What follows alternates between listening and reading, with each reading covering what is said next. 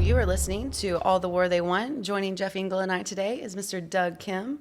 Doug is a 24-year military veteran and is now the Senior Vice President of Cyber Risk at Conquest Cyber. So this episode is on doing things with people you like. Doug, you should feel so special. I do. Thank you for having me. Yeah, I didn't choose you. Jeff did, so. Yeah. I feel the love. A couple of times. I feel the love. Yeah. So how did you two meet? Yeah. You want to take it? No, it's all yours. Okay. So when did we meet, Jeff? Like 2005, 2006 time frame, right? We were in the same squadron, actually, in the same organization, same unit in North Carolina. And Jeff was our weapons of mass destruction expert, and from time to time I would seek his counsel on all things WMD for operations, and once in a while we would roll on the mat, I remember. And Is that jiu-jitsu? Jiu-jitsu, no. Yes. Not just rolling Sorry, on this the mat. Yeah, this is a PG-13. We would spoon. No, so we would, we would work together and obviously train together, and maybe it's a little bit hindsight 2020, but I remember, whenever I talked to you, you were a man of few words, but I could tell whenever I talked to you that your brain was going a million miles an hour and there was something going on. But again, knowing now, right, we know him Right. as a deep thinker, and so maybe Makes that does a little sense. hindsight 2020, but yeah. And a man of way too many words. No. I was going to say, man, a few words back then, and still today, because words of wisdom come out of your orifice there. Gotta love that. No, but in all honesty and sincerity too, couldn't be prouder of the guy. So, 14 years we had a little gap between seeing each other, since 2008, 9 time frame. Yeah. And then reconnecting and seeing what you've been doing, couldn't be prouder. How You've had did like you- 3 lifetimes. That's what I keep saying, right? Yeah. I mean, you continue to serve outside of the unit, DITRA, and then even beyond that, emergency management, and really kind of becoming a guru, a ninja there. And then becoming a black belt in jiu-jitsu, and would you win the Olympics or something?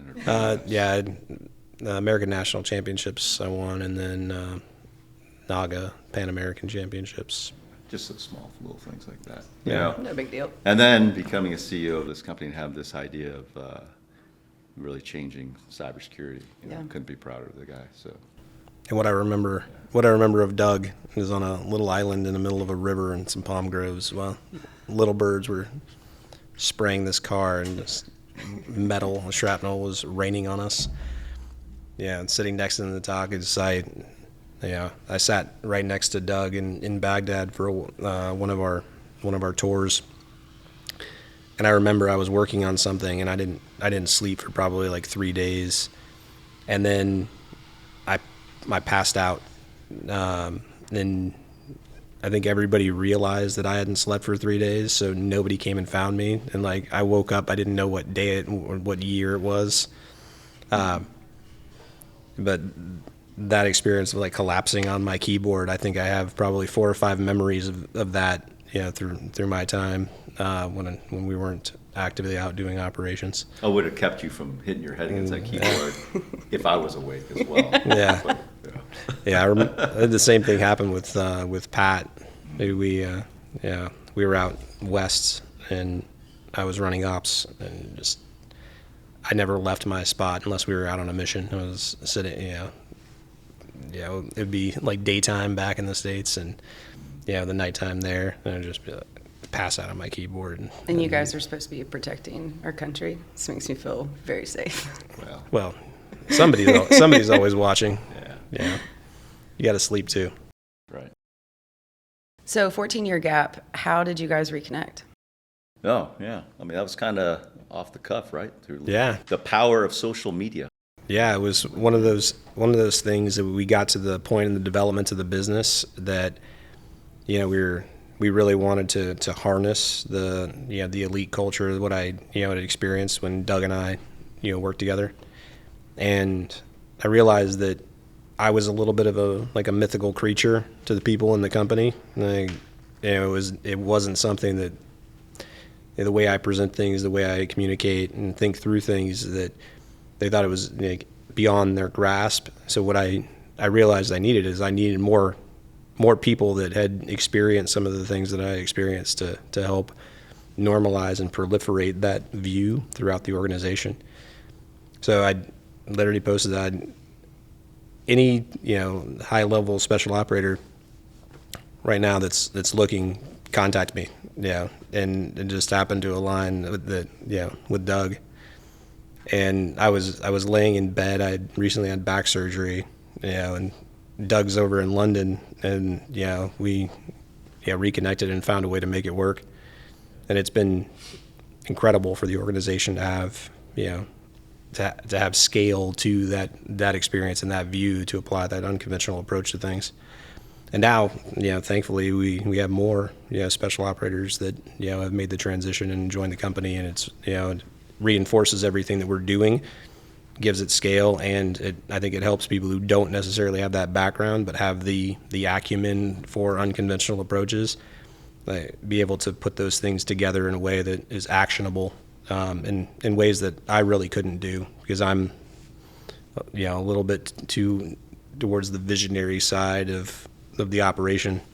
We needed more operationally minded people that could tactically drag people through the process of applying those unconventional approaches to really challenging problems. So in the theme of this episode is doing things with people that you like, Doug Kim. What is the quote that he always says? You'd rather shovel shit with people that you like than what? Do something anything really cool with people that you don't. Yeah, people that don't align. I think I said people I like, but also people I trust. Yeah. If I didn't say that, that's what I meant to say too. I Yeah. think that's important, because I think we talk about it quite often. I think we've all experienced somewhere in our lives where we've been on some sort of team, whether it's a sports team or it's an organization, the military or a company or something, where you've been on some sort of elite team, right? But what made that team elite wasn't necessarily always my experience. Having the biggest, fastest, strongest, most experienced, most talented folks all together in one room, and therefore you automatically have an elite team. What really allowed a team to be elite in their actions was this layer of trust that ran throughout. So, to that point about, an either or, obviously you want both, right? I want to do things that are meaningful, right? You don't want to shovel shit? Sometimes, I don't mind. Sometimes we all have to do that. Yeah, it's true. But yeah, we all want to do something meaningful, right? In our lives and in our work, with our families and stuff like that. And obviously you want to do it with people that you like and trust, right? But if I had to choose one over the other, I would do it with people I like and trust, because often, not only because that's, not comfortable or fun or something like that, but often if you like and trust them, there's something culturally aligned there, and it allows you to do something meaningful with your work too. And what I mean by that is, when you have that trust, right, it empowers a certain amount of, it usually comes from something, right? Some sort of experience, some sort of what I call a crucible type experience, right? Where you're really tested. Yeah. Where your character kind of comes out, right? Like something tough. In the military, it's easier because you're giving those opportunities. You're not just given, you're forced upon those opportunities, right? In many different ways, and allows you to go through that crucible together to really test the mettle of one's character of your team. So this person have grit, they're going to quit, right? And even if and it's grit, it doesn't mean that you always made it to the top of the hill. I use this example all the time, a muddy, obstacle course, and person that just quits, they quit. They're not even trying anymore. You're going to help even the person that doesn't make it all the way up. You're going to help them up, right? If they keep trying. And there's a certain amount of respect that comes out of that. Those crucible experiences where, like that, grit, not quitting, meaning what you say, doing what you say, doing things that is right, as opposed to things that are popular, what I mean? Or, being a true friend, And so, when you have that sort of experience, to me, it gives you two things. It gives you this freedom, but it also gives you this accountability. And I know those two things just seem to be opposite to one another, but, kind of explain that as well. When you don't have those things, right, then you question whether someone else is doing their part. Right. Right. So, matter of fact, I was talking to someone yesterday, had a conversation with a candidate, and he brought up a term I haven't thought about in a while, which was speed of trust. It's a book, right? And if you remember, General Crystal and a lot of leadership would talk about speed of trust, right? There's this speed that you get because you trust one another. We may not be on a call. We may not have time to have a call with one another and catch up, but you know that you can make a decision to keep moving, and knowing that keep things moving. So you have that. It gives you that speed of trust, right? Or you give that speed that comes from trust, right? But it also gives you that freedom, too, that leeway, if you will, because you know that, okay, if it's the wrong way, then we come back and we can now pivot back and get on the right track and go together and know that we're going to do the right thing, as opposed to just start finger pointing and go, oh, you made a bad decision. That's screwed up. Right, which what they did, that's screwed up. You know what I mean? There's no trust there, right? So having that freedom, but also the accountability, because it isn't like this freedom just I can make a whole bunch of mistakes. It's this accountability that comes into place too, where, it's that opposite end of knowing that I'm accountable to those that bond of trust that I have with this person, right? Mean that you value that more. So it means that, you have a sense of accountability, not to just get things done, just to get things done, but you want to do something beyond because you value that relationship so much that you will put in that extra effort. You will fall asleep at that keyboard at 6 a.m, having been gone all night doing things, right? So that kind of leads into my next question. So you're an SVP now, Conquest Cyber. When you're looking to build out your team, what are you looking for? Yeah, great question. So it goes back to that first portion. I tell people that come on the team, and generally people that I work with, that I only ask two things, right? It's this transparency and integrity is one, and the other one is proclivity for action. But the first one kind of goes to what we've been talking about with trust. It's, this transparency and integrity means, in essence,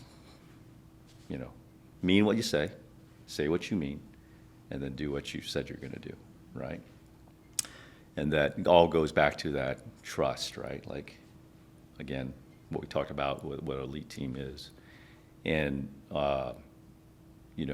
if those very simple axioms of meaning what you say, doing what you say, and then saying what you mean, those are very simple, but often... But very impactful. Yeah. And hard to find. I'm sure you can speak onto that, Jeff, too, trying to build out. Yeah, it's hard to find people who align what they say and what they'll do when things actually start to get difficult. And it is easier to give up, make excuses, and that's kind of normalized, that it's, as long as it's not your fault, it's okay. And that is kind of the antithesis of an elite culture, and that the trust that's needed to be able to have that flexibility, to be able to move faster. I remember when I was in a training course, I was, most everybody else there were special operators.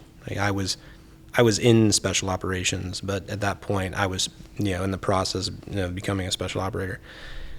And we did this building climbing, and it's a marathon. And it got to a point where I had no strength left in my arms. I had no grip strength. I could not pull up, and we had to climb the outside of this 5-story building. And it got to a point where there was no way I was going to do it. And I was the second largest guy in this class. So there was no way I was getting up, and we had to get up. We had to get on top of this building. So one of the instructors quickly showed us there's basically this tubular nylon, which is like a little green strap. And we had, these hooks on our belts, you can hook into a helicopter or whatever. So essentially, he's like, here's how it works. This goes through there, those straps go up, Guys on top of the roof, they pull, you run up. So my arms didn't work. It was a complete muscle failure. And I subsequently did something, I'm scared of heights, but I ran up a 5-story building. And then when you get to the top, you're now going from basically looking at the sky to now achieving, a normal walking posture again, which really requires you to run up the building and then jump. Sounds simple. Yeah, incredibly simple. And the fact that we had to do that was easier than climbing it. So it is easier than climbing it for me, but for the guys that had to literally pull me up so I could run up the building was not a great position for me to be in. There's a lot of trust. Well, those people do. At that point, I would have rather fallen off the building and died than be the guy that could not climb the building at that point. So the cultural accountability element of that was I was never going to let that happen again. So I never let that happen again. Every day I was, like back in airborne school, pull-ups in, pull-ups out, constantly training that to make sure that I was never the one that everybody else had to carry. And if I wouldn't have done that and been like, hey, we've got a technique that we can use, all it does is make other people work a little bit harder, then there wouldn't be trust in that relationship with me. And ultimately, that's all we relied on. So I took that to heart and made sure that I'd never got in that situation again. And I've seen that same thing embodied by the kinds of people that I want to work with, that I want to, that I like and trust. And like for me isn't what it is for most people. Do I want to sit down, drink a scotch, and smoke a cigar with them? I'll do that too. But there are a lot of people that I would, smoke a cigar, hang out with, shoot the shit, for lack of a better term, that I would not go into really tough scenarios with because I don't trust them. I may like them, but I don't trust them. And if I trust you, I like you. It's impossible for me to have the feelings of trust with somebody and not, like and admire that person because they've demonstrated that, capacity to embody the cultural accountability and the alignment between what they say and what they do when things really start to get hard. Yeah, that's a good one. I was thinking about that too, like trust and respect. The two aren't necessarily how would you say, you can't just reverse those two because you trust someone, you're going to respect them, right? You can respect someone, but not trust them. So to that point, you can like someone as well, right? But not necessarily trust them. So that's why I say, that whole shovel shit thing. I meant to say trust in there as well. So yeah. Which, by the way, him running up the side of the building. Were you the guy pulling? No, I was probably on the bottom going, can I take the elevator, please? Staircase. Yeah. You see, at that point, he had not become a black belt in, was it Rex Kwando? Or Jiu-Jitsu. Yeah. You like that Napoleon Dynamite reference? Yeah. All right. So. Oh, Doug, that was good. Okay, so formative years, obviously in a very special, unique situation. You met Jeff, connected a few years later. Is that what made you join Conquest, or did it have to do with the cybersecurity aspect? Yes, first. All of them. Yeah. So yes, and then yes. So first, yes, because Jeff, right? Because it's trust. You know what I mean? Hadn't seen Jeff in, like I said, 13, 14 years, but we had that shared experience. Fair or unfair. I mean, there's certain things that we in the military that have this, other service-oriented organizations where you were doing things not for the money, obviously. You're doing it because you believe in something, particularly in the organization we were in. There's a certain amount of course, there's a selection process that you go through too, but frankly, it's the experience that you go through, because even in the selection process, even a civ lets through crap sometimes, right? So, look at yourself. And so, but it's when you have that shared experience and you've developed that trust, there's a certain, it goes back to that trust and bond that's already there. So, and then, again, going back to catching back up with them over the phone, it's literally, I saw him on, LinkedIn, we got back in touch with one another. We just met to shoot the breeze, and he started telling me about everything he's doing. I'm like, jeez, I've been on my butt for the last 14 years. And then, when that opportunity, we started talking about, the opportunity or anything, I was like, man, that hadn't really thought about it, really. But, it's a unique opportunity. There's not many of us in a sense, right? I mean, and so it's because of that natural trust and bond that was already there that, you're willing to take that step. But then secondarily, but just as importantly, is what we're doing in cybersecurity, right? I mean, I think about, you think about a time in service, there's you can look yourself in the mirror and go, I'm doing something for the nation. I'm doing something for my family, right?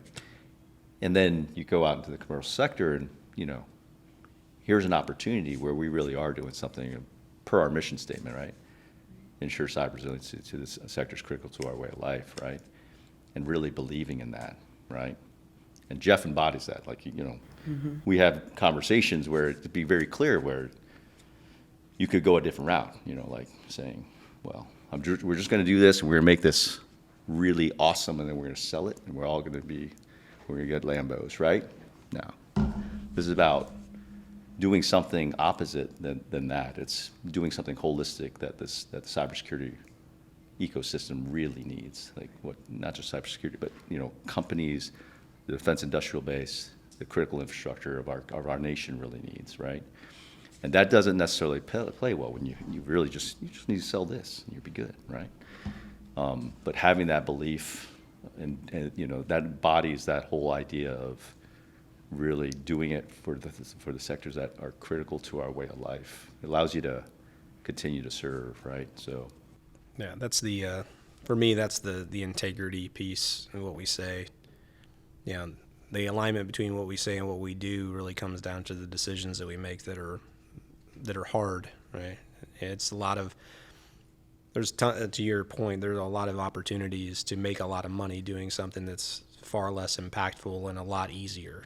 Yeah, but we choose the hard path because that's what we say we do as an organization. And no matter what anybody does or says, as long as we're true to that, we have the integrity, and other people will be drawn, to what we're doing. So that's critical to me. There are a lot of other things that I could be doing, that you could be doing, that really anybody who chooses to join us in this could be. And we're here to continue that mission, the service. 100%. Yep. Yeah, so I can always look at myself in the mirror and be proud about what we're doing and who we're doing it for, rather than ever waking up and feeling like a used car salesman. And who we're doing it with too. Yeah, absolutely. Yeah, again, like we were talking to someone yesterday about this interviewee that I told him, like, we're building a small kind of a team within the organization that I'm heading up, and this is about the long haul. This is about you got to have the experience. And if I had to choose between experience and getting stuff done, I'm going to choose people that just get stuff done. I do want both, but you also got to be in this because you believe. If you're not aligned with that idea of that mission statement, it's very, very clear. And we talked about, it was a couple of weeks ago, right? In terms of that mission tells you what? Sure, cyber resiliency, it tells you where. Sector's critical or way of life, but it implies the why. If you don't believe in that why, if you're not 100% in that why, if your why is really about in order to make a gajillion dollars, that's the wrong why. If your why is because you really believe that we're under attack and that we're not prepared, and we need to do everything we can to prepare our critical infrastructure for what is coming or what is already here, then we're aligned, right? And you're willing to put in the work, so then we're aligned, right? Talked about promises of what can you offer I'm sure the answer to that question that most people are looking for, well, I can offer you this, promotion, I can offer you this, amount of money or what. What I'm offering you is, I'm offering you a purpose, I'm offering you a lot of hard work, I'm offering you, some ambiguity and some, wicked problems in a sense that, we can, they're not really wicked, but, they're harder problems that I can offer you that. Yeah. You in? So that's the people we're looking for. Yeah. So, yeah. That's awesome. Well, Doug, thank you so much for being here. It's always a pleasure talking to you. I had to Jeff, be here. as always, my sidekick. Thank you guys for joining us and listening in to the episode. Tune in for the next one on, I actually don't know what the next episode is because I think this one's after Well, if you Jim read the Duffy. book, Carmen. So we did them out of order. So unclear the next episode. Read the book. Read It's in the chapters. the book. Cheers, everyone.